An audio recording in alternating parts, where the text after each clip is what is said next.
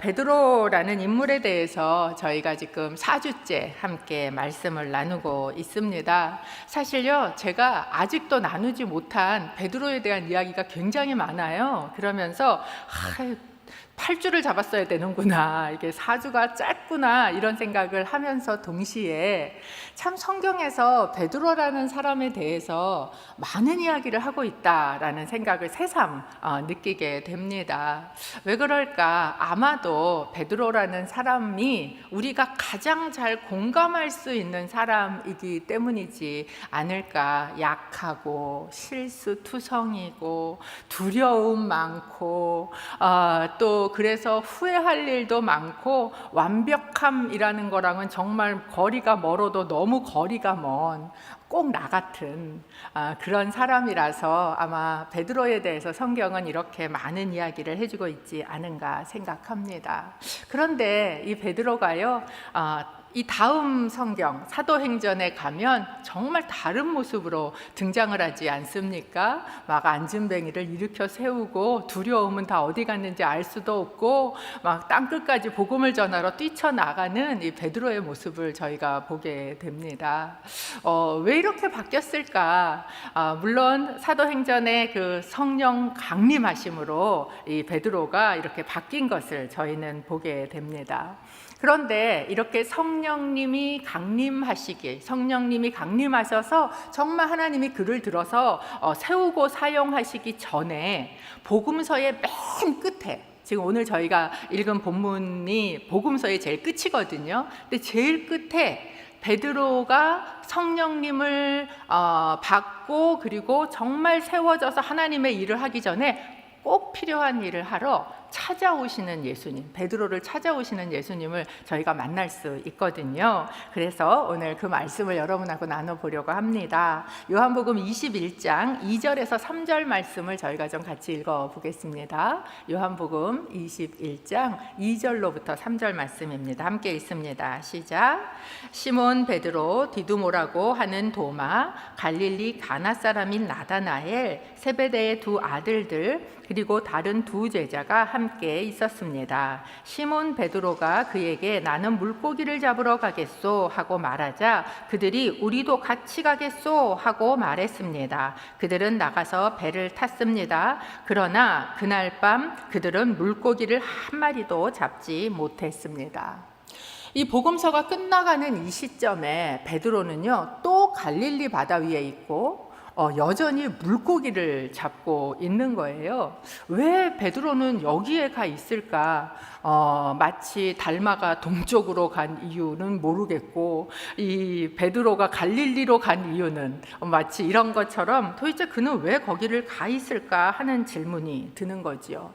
너는 사람을 낚는 어부가 될 것이다 라고 부름을 받았단 말이죠. 그리고 예수님을 쫓아갔는데, 그런데 그 베드로가 지금 다시 그 자리에 돌아가 있는 겁니다. 여러분, 베드로가 저희가 베드로에 대한 첫 시간을 누가복음 5장에서 살펴볼 때 예수님이 찾아오셔서 예수님하고 같이 만났음에도 불구하고 물고기 잡으러 갈릴리로 갔던 이 베드로를 주님이 찾아오셔서, 그래서 거기에서 정말 진짜 예수님이 누군지 몰랐고 내가 진짜 누군지도 몰랐다가 진짜 예수님이 누군지 알고 진짜 내가 죄인이구나 라는 것을 고백하고 난 이후에 예수님께서 너는 사람 낚는 어부가 돼? 그리고 부르셨을 때 뒤도 안 돌아보고 가진 거 다 버려놓고 예수님을 따라갔던 사람이 바로 베드로였습니다. 그리고 무려 3년 동안 예수님하고 함께 먹고 예수님하고 함께 자고 예수님과 함께 사역하고 그러면서 예수님이 누구신지를 체험적으로 정말 느꼈고 알게 됐던 사람이 바로 이 베드로라는 사람입니다. 그런데 왜?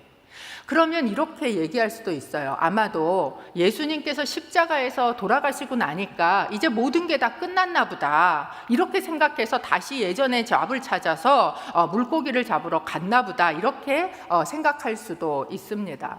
그런데 여러분 한번 보십시오. 이 오늘 읽은 성경 요한복음 21장 바로 앞에 20장에 보면 부활하신 예수님의 소식을 이미 제자들은 들었어요.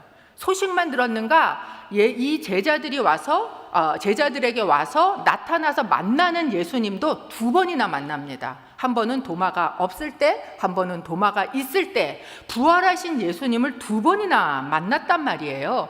그렇게 부활하신 예수님을 만나고 그 부활을 알았음에도 불구하고 20장 바로 다음 장인 21장에 와서 시작하자마자 베드로가 뭐라고 이야기합니까? 툭툭 털고 일어나더니 나는 다시 물고기 잡으러 갈래 라고 이야기를 하는 겁니다.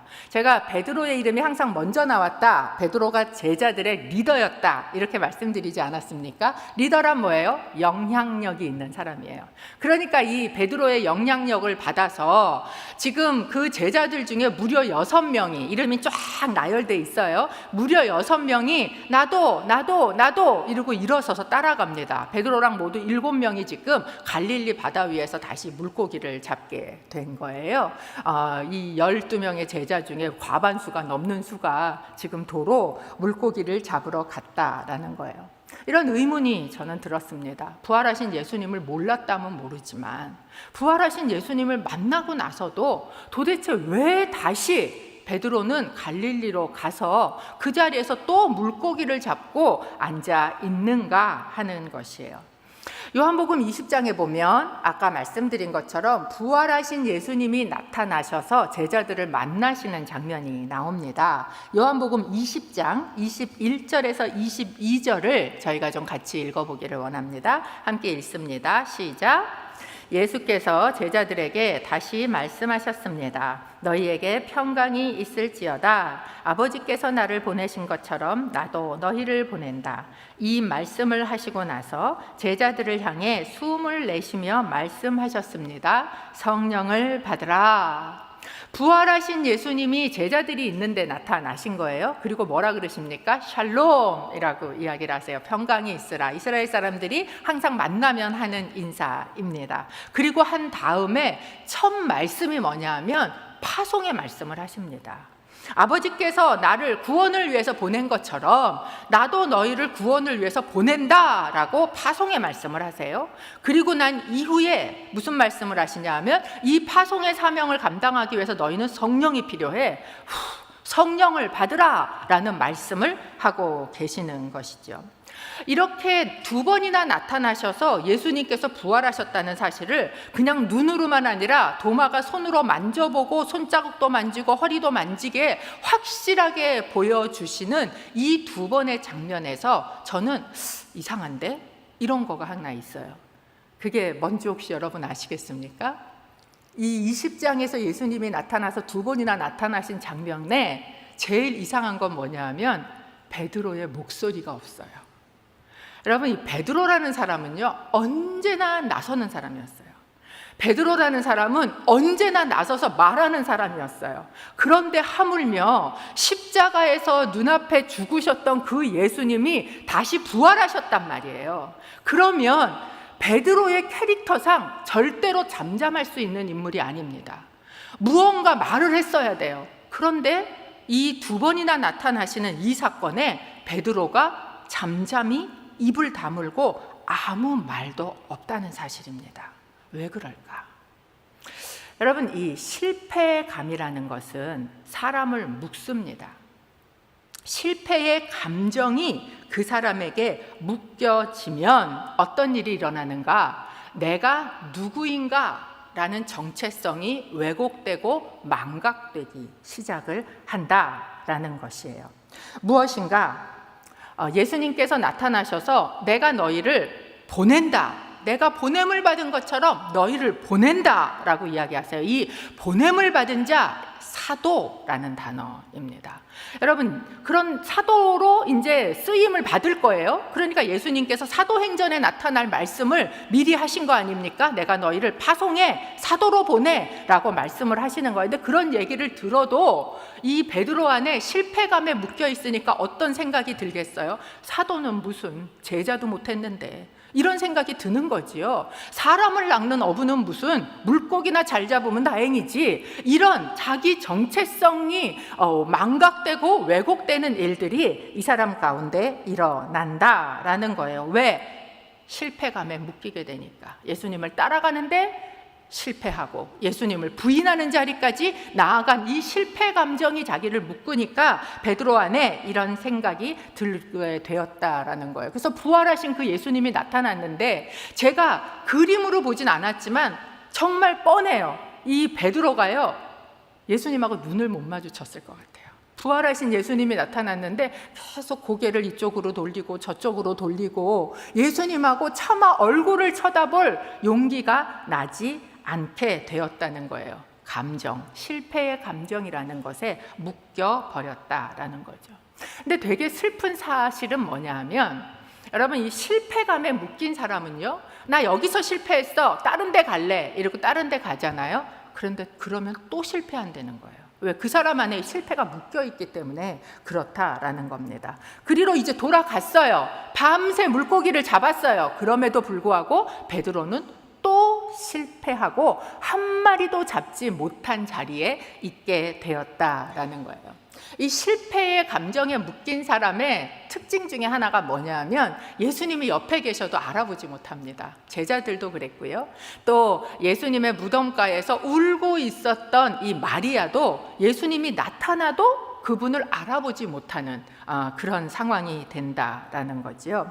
예수님께서는 이 실패감 때문에 내가 누군지를 망각하고 있는, 그것에 꽁꽁 묶여서 실패의 답습을 또 하고 있을 수밖에 없는 이 베드로를 치유시키시고 회복시키셔야 할 필요가 있었어요. 실패감으로부터 그를 풀어놔야만 앞으로 그는 성령이 임하시고 그리고 사도로 나아갈 수 있기 때문에 복음서가 끝나기 전에 예수님께서는 지금 베드로를 찾아오셨다라는 사실입니다. 물고기 한 마리도 못 잡고 있는 이 제자들에게 예수님께서 찾아오셔서 말씀하시죠. 멀리 바닷가에 서서 예수님인지 알아보지도 못하는데 얘기하는 거예요. 뭐 좀 잡았어? 한 마리도 못 잡았습니다. 배 오른편에 여러분의 그물을 좀 내려보십시오. 그리고 어떤 사건이 생깁니까? 가득히 그물을 들어 올려서 물고기를 잡게 되는 그런 사건이 생기죠. 근데 이제 이 21장에 예수님을 다시 만나는 장면에요, 특이한 구절이 하나 등장을 해요. 그게 요한복음 21장 11절 말씀입니다. 함께 읽어보겠습니다. 시몬 베드로가 배에 올라 그물을 육지로 끌어내렸습니다. 그물 안에는 큰 물고기가 153마리나 들어 있었습니다. 물고기가 이렇게 많았는데도 그물은 찢어지지 않았습니다. 이 본문이 특이한 이유는 물고기가 153마리나 있었다, 뭐 이렇게 구체적으로 말한 것도 특이한 부분 중에 하나요. 왜 이게 153마리나 있었다고 했을까? 제가 그림을 그려보면 사실 예수님이시다 그렇게 요한이 소리치니까 베드로가 막 물속으로 성질대로 뛰어들어가지 않습니까? 그러고는 헤엄쳐서 밖으로 나와서 예수님을 만났는데 다시 또 얼굴을 쳐다보지도 못하겠는 거죠. 근데 예수님이 너네가 잡은 물고기 좀 갖고 와라 라고 얘기하니까 누가 뛰어갔을까요? 제일 민망한 베드로가 뛰어가서 괜히 오지는 않고 몇 마리인지 세고 앉아있지 않았을까. 153마리인지 알았구나. 근데 제가 여기에서 이상한다라고 생각했던 구절은 그 다음이에요. 이렇게 얘기를 합니다. 이렇게 물고기가 많았는데도 그물은 찢어지지 않았습니다. 굳이 왜 그물은 찢어지지 않았다는 말을 여기다 쓰고 있을까요? 이 말은 어느 날은 그물이 찢어졌었는데 이날은 그물이 찢어지지 않았다라는 이야기를 하고 있는 겁니다. 어느 날을 얘기하고 있는 걸까요?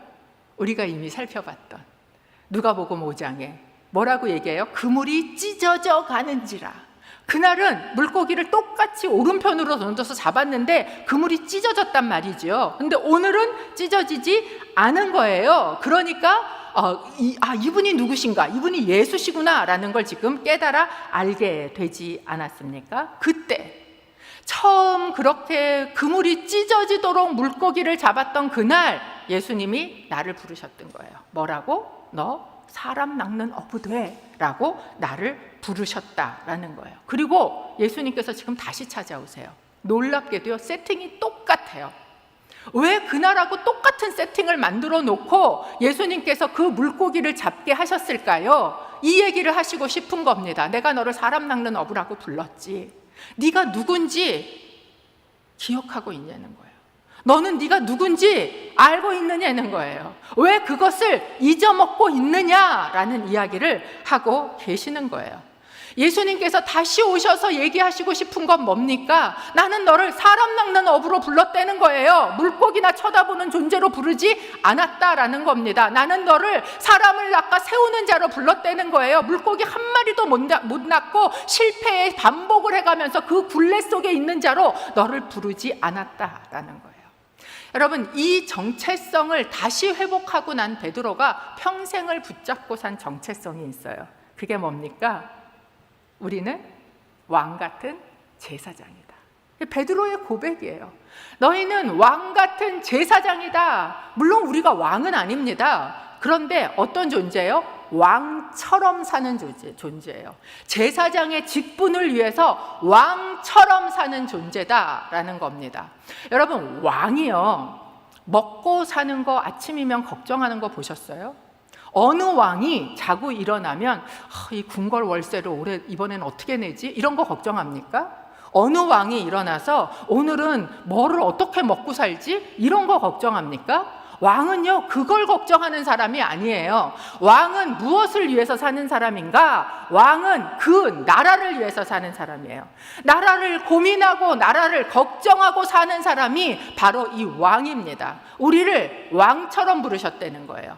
그래서 왕처럼 그의 나라를 위해서, 그 사명을 위해서 살도록 부름받은 존재가 바로 우리다라는 것을 이야기해주고 있는 겁니다.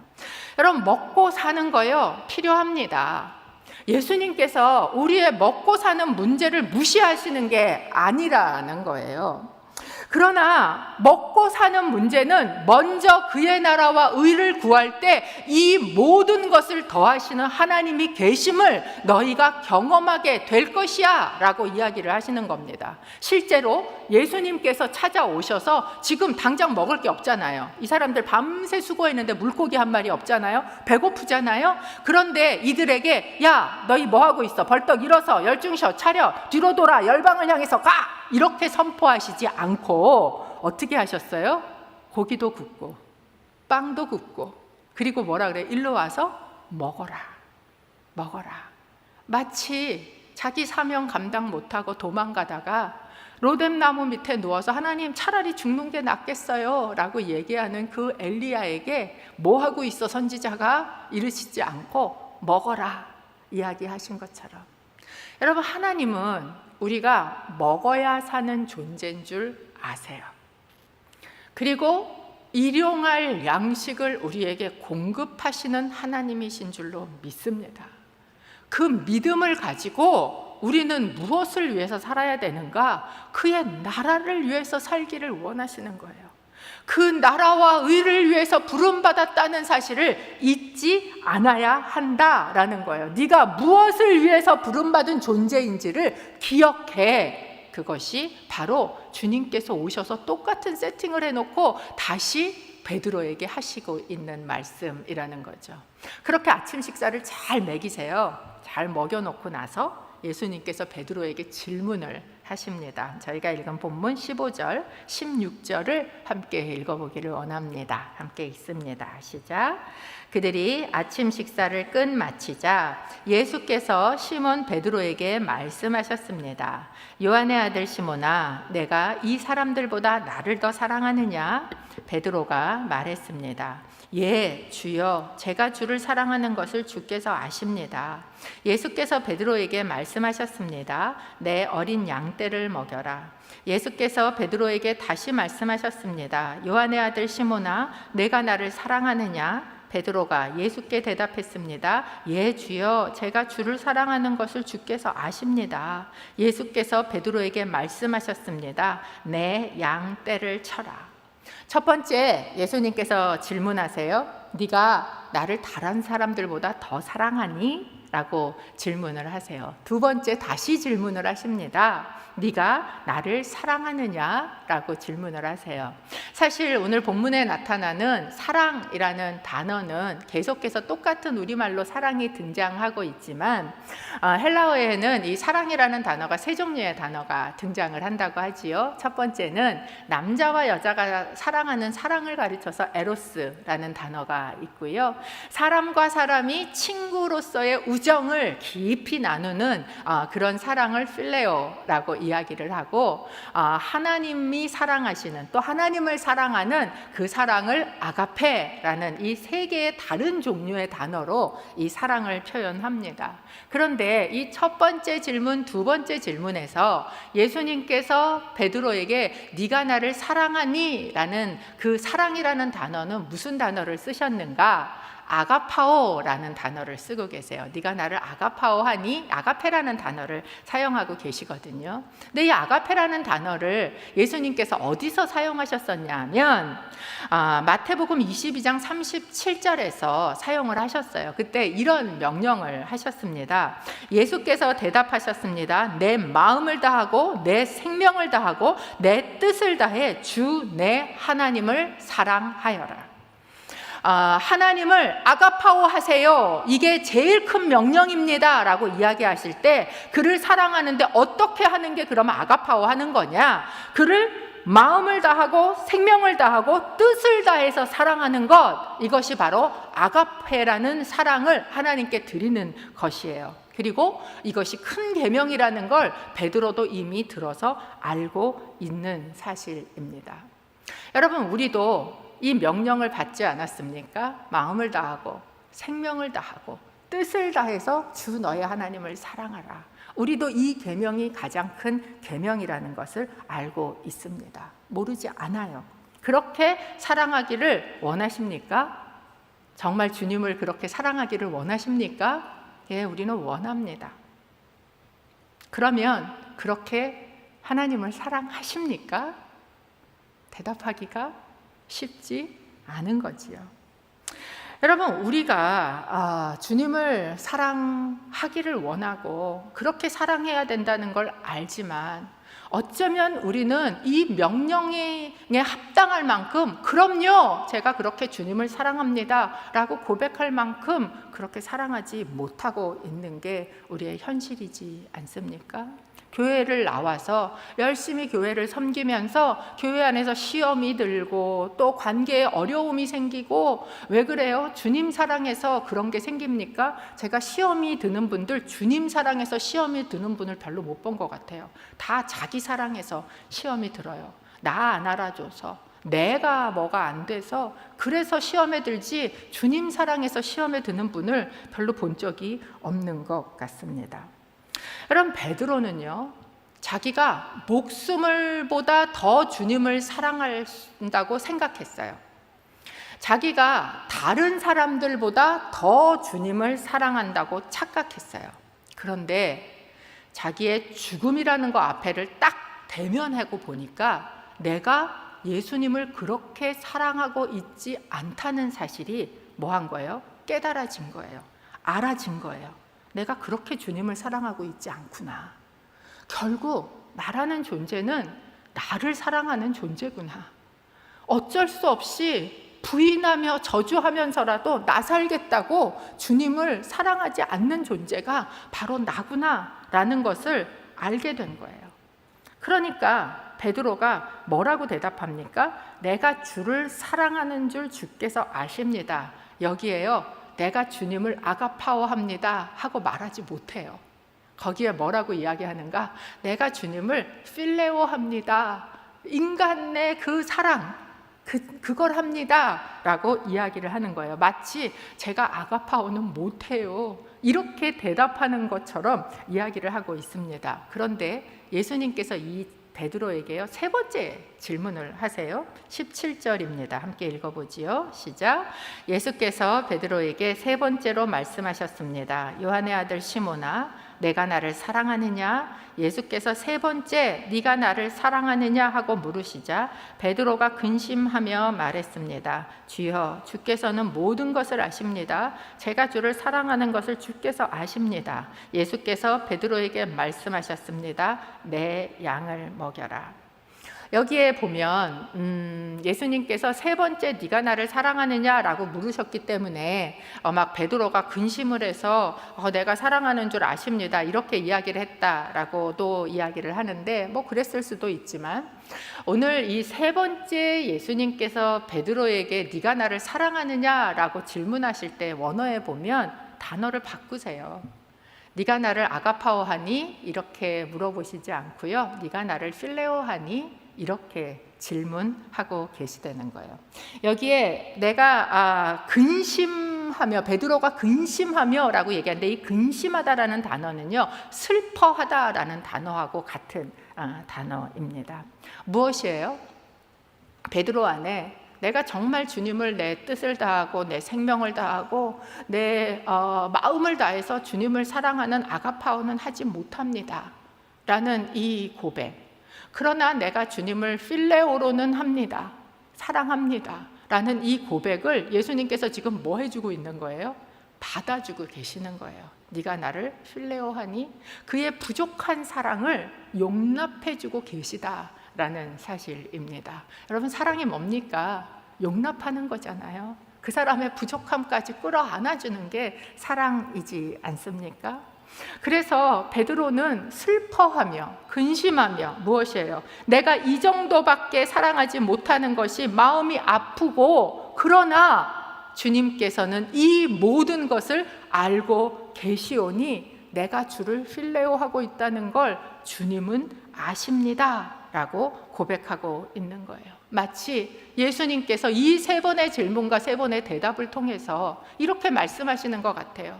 네가 행동으로 나를 정말 사랑하는지, 목숨 바쳐 사랑하는지 증명해서 나타내 보이지 못한다 할지라도, 때로는 네가 그렇게 나를 사랑하는 일에 실패했다 할지라도 네 속에 그래도 나를 사랑하는 사랑이 있다는 것을 내가 안다 라고 말씀하시는 것 같은 거예요. 제가 예수님을 만나고 정말 좋아했던 찬송들이 있어요. 오늘 어떻게 그 찬송을 이렇게 딱 해서 부르는지, 사랑해요 목소리 높여, 그 찬송도 제가 너무 좋아했고, 예수 사랑해요 주님 사랑해요, 수많은 이 사랑의 고백의 찬송들을 제가 너무 좋아했어요. 교회 와서 기도하러 이렇게 앉으면 정말 한 시간을 그런 찬송만 주님 앞에 마음껏 부르다가 돌아가는 날들도 있을 만큼 그 찬송이 저한테는 언제나 너무 좋았고, 그냥 주님 앞에 큐티하러 나가 앉으면 저절로 그런 찬송들을 제가 부르고 앉아 있었습니다. 그런데 제가 어느 날 주님의 그 사랑 앞에 내 사랑이라는 게 얼마나 천박한지, 내 사랑이 얼마나 미천한지 깨닫는 순간이 있었어요. 그리고 난 다음에 제가 그 찬송을 못 부르겠는 겁니다. 너무 가증스러운 것 같고, 너무 죄송하고, 너무 미안하고, 그 사랑을 이렇게 내놓지를 못하겠는 마음이 제 속에 들어왔어요. 그러면서 이제 그 다음부터 뭐 이렇게 예배 시간에 그런 찬송이 나오면 찬송을 못 불렀어요. 한동안, 꽤 오래. 그리고 그 찬송이 나오면 고개를 푹 숙이고 앉아서 그냥 울었던 기억들이 제 안에 있습니다. 베드로도 그렇지 않았을까요? 부활하신 예수님도 만났어요.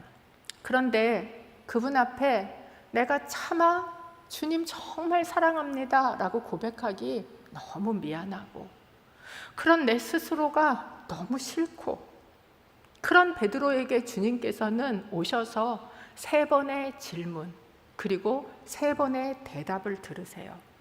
그 대답은 무엇이에요? 내가 주를 사랑하는 줄을 주께서 아십니다. 그 고백을 통해서 베드로는 자기가 묶여 있었던, 그 실패감으로부터, 내가 주를 그렇게 사랑하지 못한다는 그 실패감으로부터 조금씩 조금씩 풀려나게 되었다는 거예요. 무엇입니까?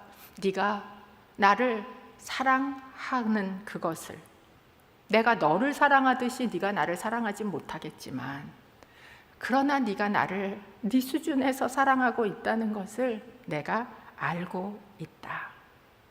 베드로 안에 예수님을 부인했다고 예수님을 향한 사랑이 없었을까요? 여러분, 베드로가요, 그물 배에 다 버려놓고 주님을 따라갈 때 주님 사랑했습니다. 발을 씻기시는 예수님의 손을 탁 붙들고 내 발은 절대 못 씻겨요 그랬다가, 그럼 너랑 상관없는데, 그러니까 그럼 목욕시켜 주세요. 굉장히 미숙하고 인간적인 마음이지만 그래도 그 안에 예수님을 향한 사랑이 있었습니다. 십자가에 끌려가시는 그 예수님을 차마 앞장서서 따라가지는 못하지만 멀찍이 서서 따라갔던 그 베드로의 마음 안에는 대놓고 사랑을 고백할 만한 사랑이 아닐지라도 그 사랑이 있었다라는 것이지요. 그리고 그 사랑이 그 안에 있는 것을 예수님께서는 모든 것을 아시기에 우리 속에 그 사랑이 있는 것을 아신다라는 거예요. 제가 그렇게 한동안 그 사랑의 고백을 하지 못하고 있다가 이 말씀 앞에 앉아서 이 베드로의 사랑을 용납해 주시는, 내가 모든 것을 알고 있다라고 이야기하는 그 주님 앞에 제 속에서 올라오는 말이 있었어요. 그게 뭐냐 하면, 주님, 제가 주님한테 사랑한다고 당당하게 말할 수 없지만, 그런데 주님, 그래도 제가 주님을 사랑하거든요. 그래도 내 안에 주님을 향한 사랑이 있거든요.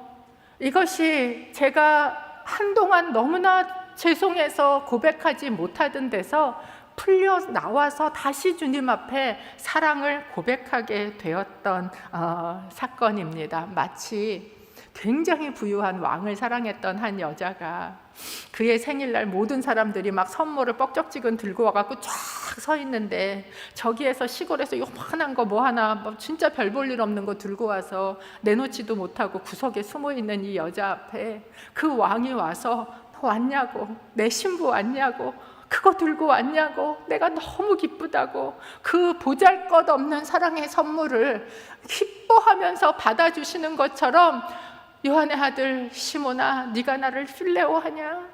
괜찮아 라고 이야기하시는 그 주님을 만나는 시간이었습니다. 베드로는 이제 알은 거지요. 저도 사실 알았습니다. 열쇠는 사랑이구나. 열쇠는 사랑이었구나. 주님을 사랑하는 데서, 주님을 따라가는 데서 실패했던 것도 사실은 사랑의 실패였고, 그 실패에서 다시 회복되는 능력도 사실은 사랑만이 거기에서 회복되게 하는 것이구나. 이후에 그가 정말 하나님의 양떼를 치고 먹이고 키우고 사도로 갈 수 있는 것도 결국은 사랑이 그 능력이구나 라는 것을 알게 된 거죠. 그 베드로가 결국은 마지막에 뭐라고 고백하는 줄 아십니까? 베드로전서 4장 8절, 저희가 좀 한 목소리로 같이 읽었으면 좋겠습니다. 함께 읽습니다. 무엇보다도 서로 깊이 사랑하십시오. 사랑은 허다한 죄를 덮습니다. 여러분, 예수님은 우리의 허다한 죄를 덮는 사랑을 하기 위해서 이 땅으로 보냄을 받으셨습니다. 그리고 오셔서 우리에게 이야기하시는 거예요. 내가 그 보냄을 받은 것처럼 너도 그 허다한 허물을 덮는 사랑하라고 내가 너를 보낸다. 내가 너를 파송한다 라고 이야기를 하고 계시는 겁니다. 아마도 어쩌면 그렇지, 결국은 그 허다한 허물을 덮는 사랑이지 라는 것 때문에, 여러분, 이 마가라는 사람이요, 사도 바울을 쫓아갔다가 실패하고, 그리고 도망가서요, 사도 바울이 마가 앞으로는 절대 안 데리고 가, 용납 못해 막 이러고 바나바랑 싸우지 않습니까? 그런데 이 마가를 품은 사람이 누구예요? 베드로예요. 그래서 마가가요, 이 베드로의 아들, 이라는 그 이름을 가지고 결국 그를 이 마가복음이라는 성경을 아름답게 쓰기까지 그의 허다한 허물을 덮으며 그의 실패를 치유하며 그를 하나님의 사람으로 세웠던 자가 바로 베드로였다라는 것입니다. 저는 이 실패감으로부터, 묶여있던 실패의 감정으로부터 베드로를 치유시키고 회복시키셨던 이 예수님께서 오늘 우리에게도 이 질문을 하신다고 생각합니다. 예, 네가 나를 사랑하느냐? 나를 사랑하니? 너의 부족한 사랑일지라도 내가 그 사랑을 기쁘게 받는다. 그리고 우리의 이 사랑의 고백을 받기를 원하시는 겁니다. 왜냐하면 우리가 주님, 제가 주를 사랑하는 줄 주님께서 아십니다. 나의 정말 연약한 사랑, 부족한 사랑을 주님 앞에 내놓을 때요, 하나님께서 그 사랑 위에 주님의 사랑을 부으실 겁니다. 더 온전하게, 더 완전하게. 나중에는 십자가에 똑바로 달리는 거는 내가 차마 감당하지 못하고 나는 거꾸로 달릴 거야. 이렇게 그 십자가에 달려서 주님의 품 안으로 갈 수 있을 만큼 주님을 사랑하는 자로 만들어 가신다는 거예요. 그걸 위해서 우리 안에 필요한 것은 무엇입니까? 부족한 사랑이지만 그 사랑을 고백하는 거예요. 저희 아들이 아주 치열한 사춘기를 지나가고 사고를 많이 쳤어요. 그런데 이제 그런 시간들을 지나다 보니까 저희 아들이 이렇게 엄마 생일이라고 또는 어머니 어버이날이라고 이렇게 카드를 쓰잖아요. 그러면 그 카드에다가 우리 아들이 항상 쓰는 말이 있어요. 엄마, 이 못난 아들을, 이 사고만 치는 저를 이렇게 뭐 해주셔서 감사하고 미안하고. 그런데 이것도 한두 번이죠. 매해마다 그거를 저한테 이렇게 해서 주니까요, 제가 마음이 그렇게 쏙 좋지 않더라고요. 나는 저희 아들이 제 앞에 부족하지만 엄마, 제가 주님, 엄마 사랑해요 라고 그 사랑을 고백해 주기를 원하지, 제가 부족해서 미안해요, 죄송해요, 언제까지나 이거를 원하지 않는구나. 여러분, 하나님께서도 우리의 그 부족한 사랑이지만 그것을 가지고 주님 앞에 나가서 오늘 저희가 두 손을 들고 주님 앞에 찬양한 것처럼 주님 사랑합니다 라고 고백할 때, 만약에 우리 안에 묶여 있었던 이 실패감이 있다면 하나님께서 풀어주실 줄로 믿습니다. 내가 누군지를 잊고 살았다면 내가 누군지를 확인하게 만드실 줄로 믿습니다. 그래서 허다한 허물을 덮으며 실패감에 묶여있는 자들을, 그 양떼를 먹이고 돌보고 키우고 세워나가는 하나님의 사람으로 파송을 받을 줄로 믿습니다. 오늘 그 사랑의 고백을 저희가 좀 하기를 원합니다. 여러 사랑의 찬양이 있지만 그 찬양이 있어요. 사랑합니다, 나의 예수님. 이 찬양을 저희가 같이 주님 앞에 드리면서 우리가 하는 이 사랑은 아가파오가 아닐 수 있어요. 아직은 너무 미숙하고 부족하고 내놓기 미안한 사랑일 수 있습니다. 그러나 그것을 고백할 때 주님께서 내가 다 알지, 내가 너를 알지, 그래서 내가 너를 만들어 갈 거야 라고 우리 안에 주님의 사랑을 부어 주실 것입니다. 사랑합니다, 나의 예수님. 사랑합니다, 나의 예수님. 사랑합니다,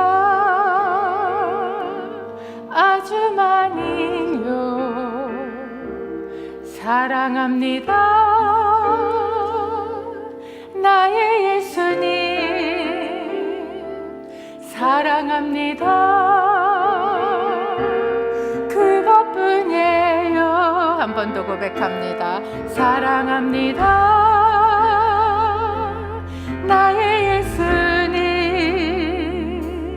사랑합니다, 아주 많이요. 사랑합니다, 나의 예수님. 사랑합니다, 그것뿐이에요. 사랑한다, 사랑한다 아들아, 내가 너를 잘 안다. 내가 너를 잘 아노라. 사랑한다 아들아. 내게 축복 더하노라. 사랑한다 내 딸아. 사랑한다 내 딸아. 내가 너를 잘 아노라. 사랑한다 내 딸아. 내게 축복 더하노라. 내게 축복 더하. 사랑한다. 자기 가슴에 손을 얹고 사랑한다 내 딸아. 다음번에는 우리 이름을 넣어서 잘 아노라. 자기 이름을 넣어서 사랑한다 미정아. 내게 축복 더하노라. 주님 앞에 저희가 기도할 때, 주님, 아직은 미숙하지만 내가 주님을 사랑하고 싶은 만큼도 사랑하지 못하지만, 그러나 주님, 나를 잘 아시는 주님 앞에 이 부족한 사랑을 내어놓습니다. 그리고 마치 어린아이가 고백하듯이 고백합니다. 주님, 제가 주님 많이 사랑해요. 사단이 와서 어떤 이야기를 한다 할지라도 그래도 주님 사랑해요. 내 사랑의 고백을 듣고 싶어 하시는 주님, 저는 주님을 사랑합니다. 주님을 사랑합니다. 주님 앞에 이 고백을 저희가 함께 드리기를 원합니다. 주님, 이 예배 시간에 저희가 함께 모여 예배합니다. 우리의 사랑은 너무나 보잘것이 없습니다. 우리의 사랑은 너무나 미천합니다. 우리의 사랑은 너무나 천박합니다. 그 사랑에 날로 실패합니다. 그러나 모든 것을 아시는 주님, 내가 주님을 사랑하는지도 아십니다. 그리고 내 이 부족한 사랑을 고백하며 나아갈 때 주님께서는 그 사랑을 내 안에 부으실 것입니다. 주님의 온전한 사랑으로 부어주시옵소서. 주님의 그 사랑의 축복이 우리 가운데 가득하게 하여 주옵소서. 그래서 허다한 허물을 덮는 사랑이 우리 가운데 있게 하여 주옵소서. 주님의 양떼를 먹이고 주님의 양떼를 치며 주님의 작은 양 하나를 아버지 하나님 돌보는 그 일에 그 허물을 덮는 사랑, 허다한 허물을 덮는 그 사랑이 우리 가운데 있게 하시고 내 안에 있기를 간절히 소원합니다. 아버지, 돌아보면 결국은 사랑이 문제였습니다. 결국은 사랑이 열쇠였습니다. 하나님, 주님을 깊이 사랑하지 못해서 생긴 일이었습니다. 이웃을 마음껏 사랑하지 못해서 생긴 일이었습니다. 하나님, 사랑을 주옵소서. 믿음, 소망, 사랑, 그것은 항상 있지만 그 중에 제일은 사랑이라. 아버지 하나님, 그 사랑이 우리 안에 있기를 소원합니다. 채워 주옵소서.